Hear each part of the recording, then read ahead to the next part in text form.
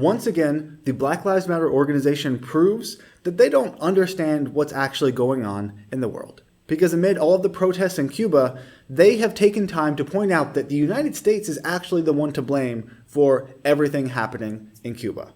And they put out this ridiculous statement on Instagram to their 4.5 million followers.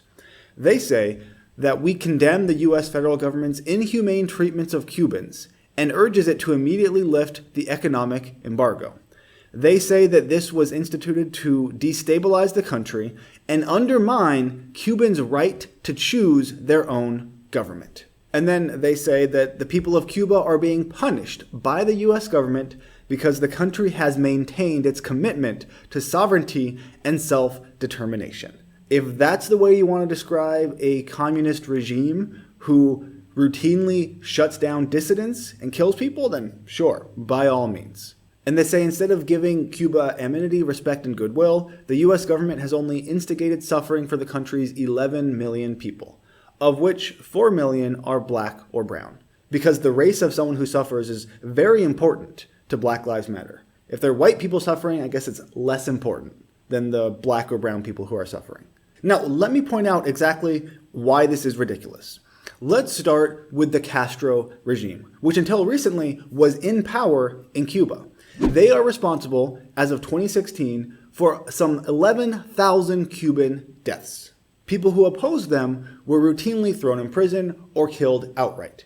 So they didn't really choose their government. You don't choose a communist dictatorial regime. That makes no sense. So instead of pointing out that this regime has killed 11,000 dissidents, they're trying to put the blame on the United States. Something that even Joe Biden's Secretary of State does not accept. He denied claims that the U.S. was to blame for these protests and this unrest, saying instead a mismanaged economy was the root of the problems. And even the president of Cuba acknowledged yesterday that there are shortcomings in his government's handling of shortages and of neglecting certain sectors. So he is at least partially responsible, and he recognizes that.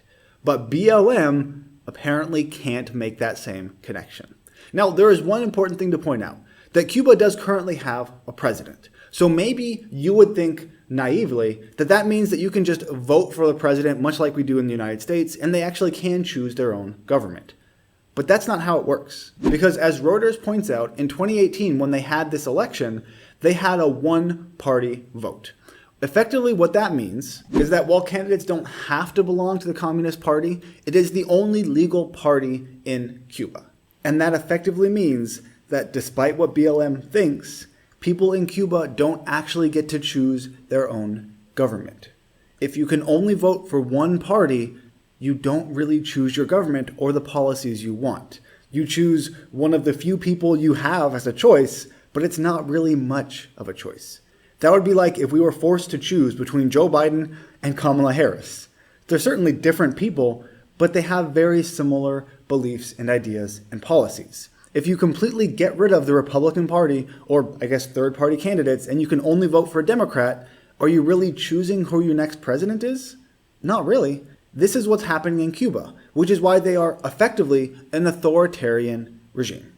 But don't take my word for it. Let's see what Joe Biden has to say about this. On Monday, Biden said that the Cuban people are demanding their freedom from an authoritarian regime. They don't want freedom from the United States, they want it from their own government. And if even senile old Joe Biden can see the Cuban regime for what it really is, the only explanation for BLM is that they are purposefully not pointing that out.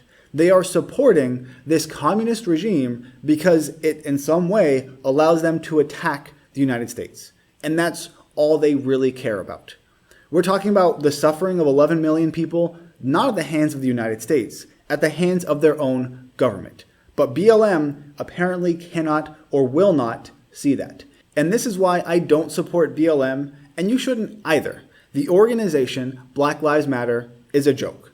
They're full, or at least led, by morons and idiots who don't know history, don't understand what's happening in the world, and just want to try and make money off of attacking America. That's basically all this is. As always, thanks for watching, and I'll see you next time.